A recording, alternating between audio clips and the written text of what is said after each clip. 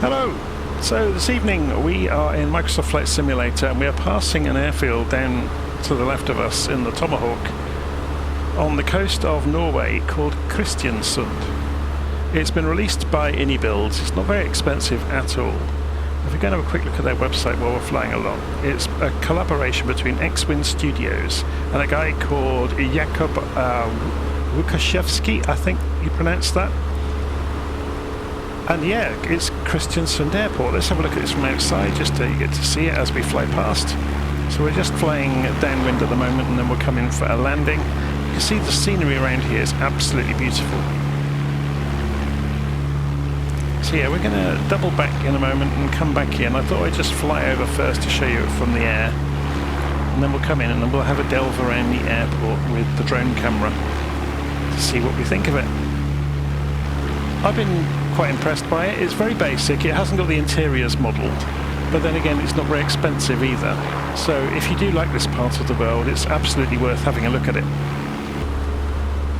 Okay, and obviously you can see the scenery around this part of Norway is absolutely stunning.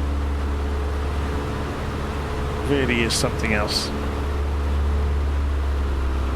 Okay, so where are we in relation to the airfield? Okay, so a little bit further. So we want about 65 degrees to 70 degrees for the reciprocal of the runway direction.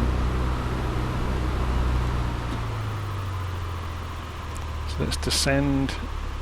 So we're at about 1,500 feet at the moment. We'll get this down to about 1,000 feet and then we'll turn in.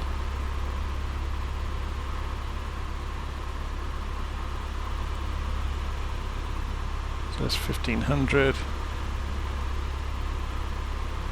Continue descending as we turn.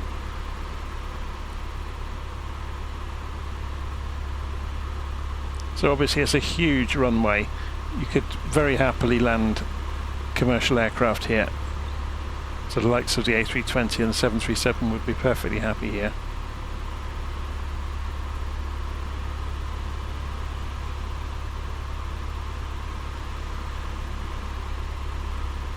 So we're a little bit high, but the Tomahawk is renowned for its ability to side slip, so we will make use of that ability. So there we go, going into a side slip.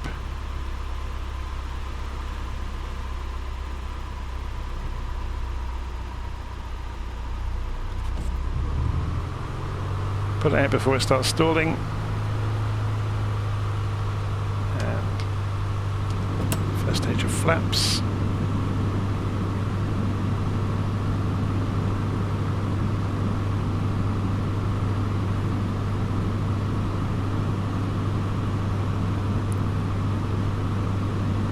Gently bring the aeroplane in.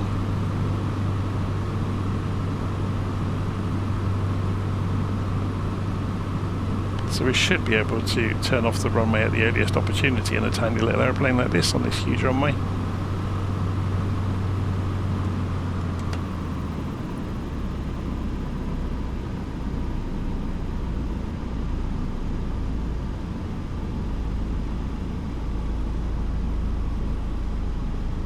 Textures on the runway are very good.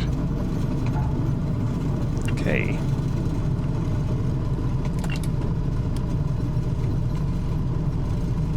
So we'll come off here and go for the GA parking over there.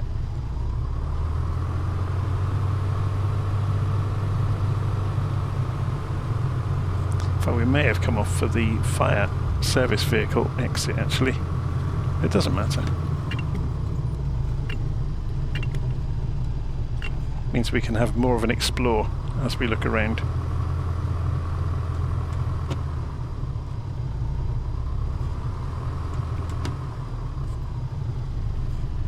Make sure the wing doesn't clip the posts.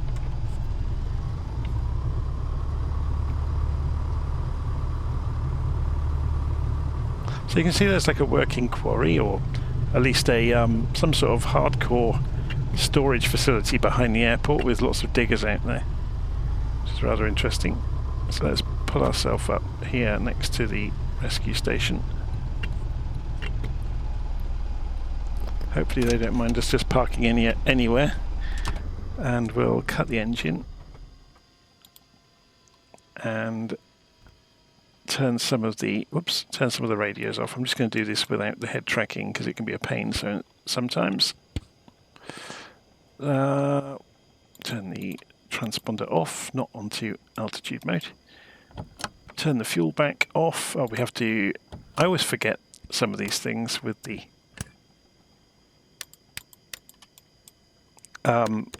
Tomahawk. It's an interesting one. Okay, so let's go to the drone camera. Let's put it behind the airplane, which should do that. Okay. So, this is Kristiansund. Let's have a look around the airfield. So we'll go down the back of the buildings first, I guess. So we'll go along the road.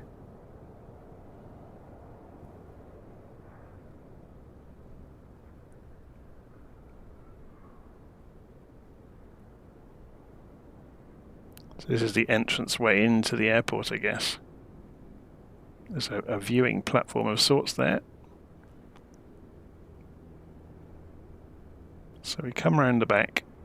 Obviously there's car parks over here.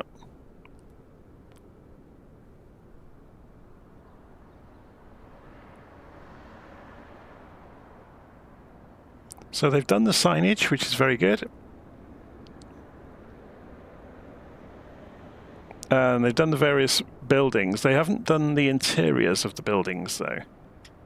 But that does save the frame rate, so I'm not going to complain too much about that, because I actually prefer it. I'd rather have good frame rate than a cafeteria, if that makes sense. So as you can see, the various advertising hoardings are all in here.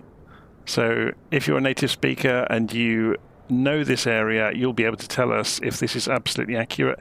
I suspect it's absolutely accurate looking at the textures that are modelled onto some of these buildings.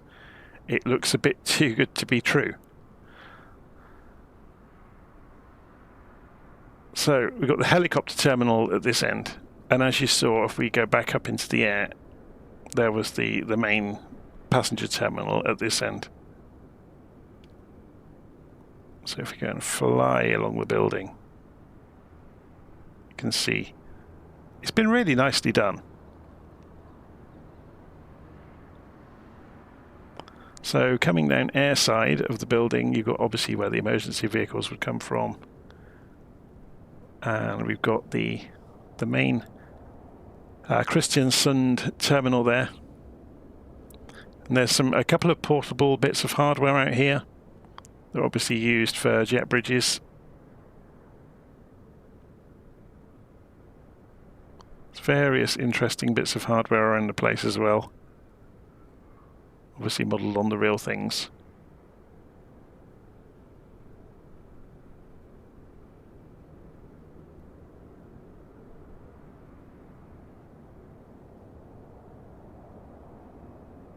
So this is the other side of the helicopter terminal.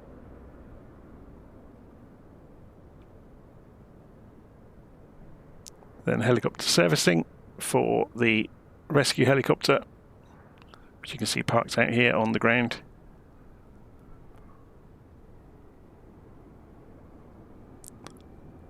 And if we come back round, this is where we parked. Obviously there's another building over here. So we just fly across like Superman. Go and have a look. You've obviously got some snow clearing devices here, because we are in Norway after all.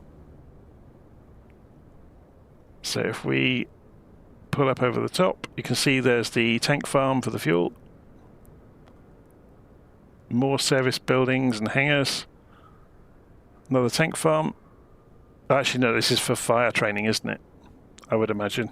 Well, that's what it looks like anyway.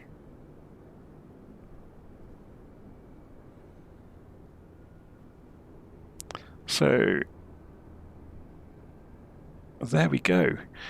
I know people are usually interested in what it looks like at night at the various airports as well, so we'll have a play with the time in a moment and see what happens. So if we go and open the weather, and we will advance the clock on. So there you go. Doesn't look bad at all, does it? I'm just going to try and straighten the camera up there. So if we fly back in along the terminals, you get to see them at night.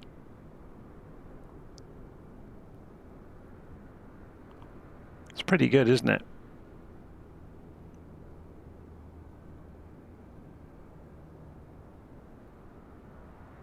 If we spin around to the other side of the terminals, to the land side, I guess you would call it. So obviously it's much more illuminated. But yeah, this all looks really nice. All the street lamps are working. Very good.